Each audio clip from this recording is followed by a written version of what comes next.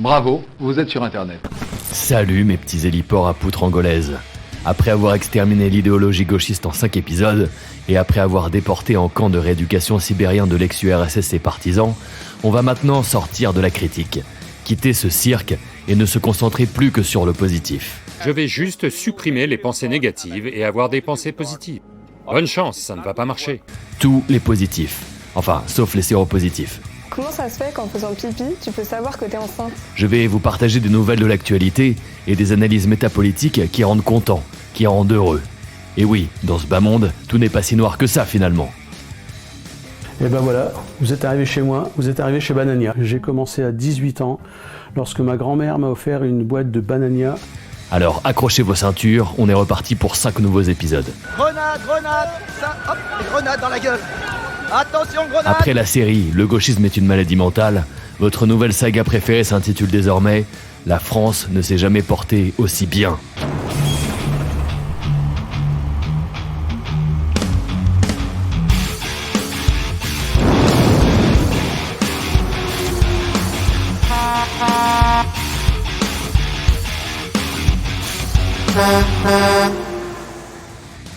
Bienvenue dans ce premier épisode. On va démontrer aujourd'hui que la France actuelle est un exemple de réussite, en termes de qualité de vie, de dolce vita contemporaine à l'occidental, un pays dans lequel règne style, culture et quiétude. Donc si vous êtes triple dosé et tout seul en voiture, n'oubliez pas de porter votre masque FFP2, bien ajusté sur le nez et la bouche, en position canard WC de sous-homme postmoderne, histoire qu'on ne voit vraiment plus aucune parcelle de votre visage. Sinon, vous pourriez ressembler à un être humain, et ça le gouvernement ne peut pas l'accepter. Vous non plus d'ailleurs. Allez, top magnéto Serge. La violence a plein de synonymes. L'agressivité, l'ardeur, le tempérament, le courage, la générosité, la vaillance, le pas pédé, tu vois.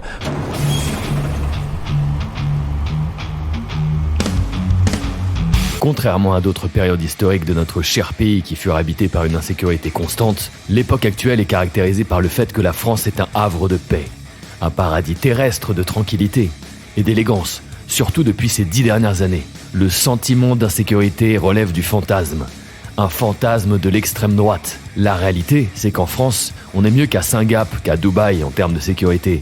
Mais les gens ne se rendent pas compte. Et d'ailleurs, ce n'est pas parce que vous êtes fait agresser dans la rue récemment qu'il faut tout de suite vous vexer et tirer des conclusions hâtives et faussement générales. Restons calmes, restons ouverts. Et surtout, pas d'amalgame. Votre fille s'est faite violer par des migrants en revenant de son cours de danse. C'est la faute à l'extrême droite. Alors, faites confiance aux médias qui nous disent qu'il n'y a pas de problème d'insécurité en France. C'est absolument vrai. L'immigration est une chance pour la France.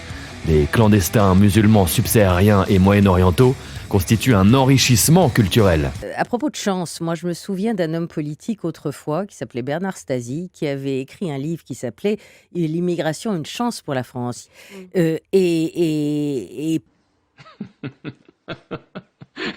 Accueillons-les à bras ouverts, les bras ouverts de coups de couteau. En France, malgré tout ce que veulent nous faire croire les prédicateurs de haine complotistes de droite, il règne un climat propice au relâchement et à la rêverie diurne, en tout point du territoire. Tout à chacun peut flâner sereinement dans l'espace public, que ce soit en journée ou même le soir, voire la nuit. Dans la capitale, par exemple, comme on peut le voir dans la série Emily from Paris, dispo sur Netflix, et que je vous recommande chaleureusement car elle est totalement fidèle à la réalité. Ah, l'accordion.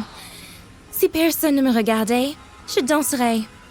Il ne manque que mon Prince Charming. Prendre le métro est un enchantement de chaque instant, de chaque station. Enfin, si vous appréciez le postmodernisme, bien entendu.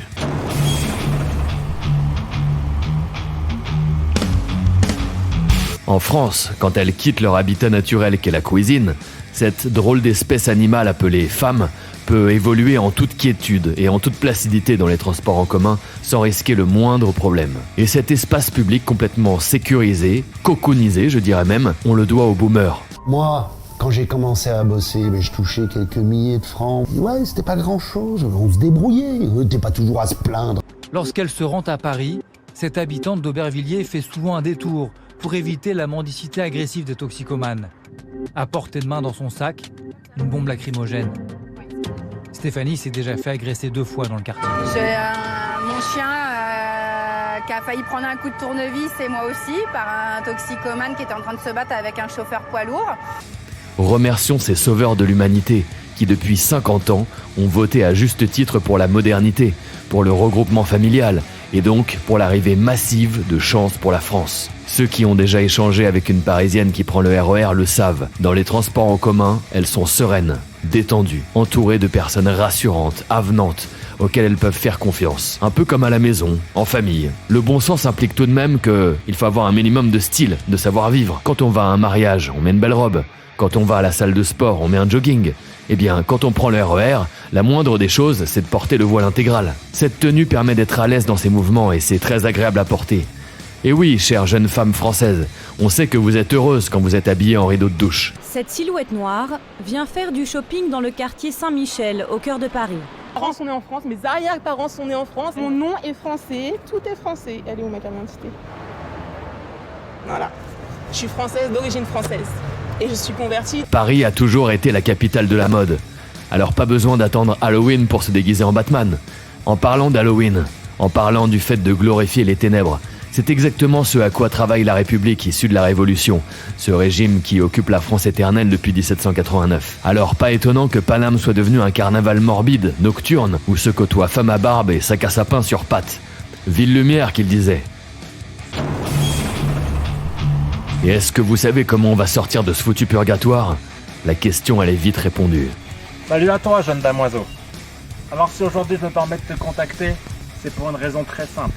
Est-ce que tu préfères faire pitié et rester un laboratoresse à manier la fourche toute ta vie, ou commencer très rapidement à te faire un nom en participant à l'expansion du plus beau comté du Saint-Empire à côté des grands chevaliers de notre temps? Moi je pense que la question elle est vite répondue. Aucun candidat politique ne nous sauvera tant que nous n'aurons pas fait nous-mêmes le boulot. Alors redevenons français et allons communier comme de vrais chevaliers en armure avec des épées de 2 mètres, aiguisés par un forgeron consanguin et bigleux du terroir, et formons une milice du chapelet. L'abbé, j'implore droit d'asile. Bande de jerrycans à liquide séminal républicain.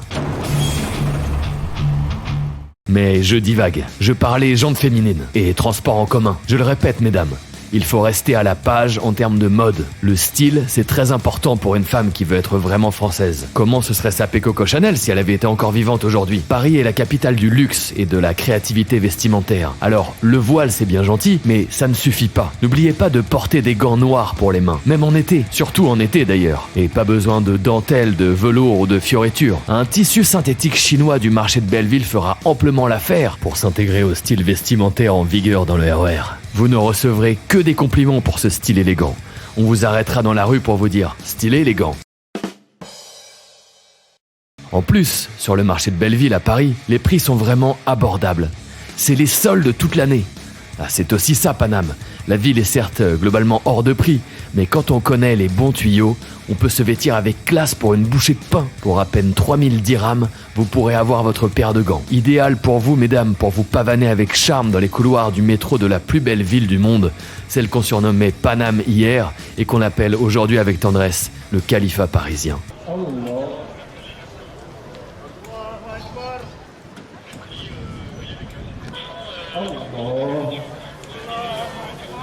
Alors après, c'est vrai qu'en été, quand il fait plus de 50 degrés dans les rames bondées des transports en commun, ça peut sembler relever du masochisme que de porter des gants en tissu de sous-qualité chinoise. Y a pas de problème. Y a pas de problème. T'habites, t'es une femme, t'aimes bien la mode aussi. Dans tout ce qui est vêtements, dès l'instant où il y a quelque chose qui te plaît, il n'y a pas de problème. Il n'y a pas de problème. Mais qu'est-ce que vous voulez? Ça a toujours été une tradition française de souffrir pour être belle. Au 19e siècle, les femmes raffinées portaient des corsets et des crinolines qui les faisaient littéralement étouffer. Celles qui les serraient trop fort pour avoir une belle taille de guêpe tombaient carrément dans les vapes. Eh bien aujourd'hui c'est pareil.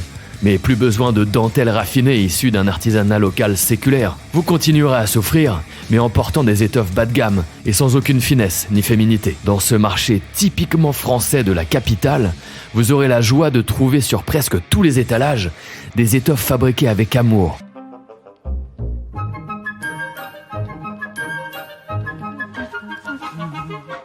À partir d'un polyester produit à la chaîne dans vos usines chinoises insalubres préférées par des gamins ouïghours pour 1 yen de l'heure et distribués dans les ports du monde entier via des cargos de conteneurs ultra polluants. Avec ses gants et une cape synthétique noire de super-héros, vous deviendrez la X-Men la plus élégante du Marvelistan parisien.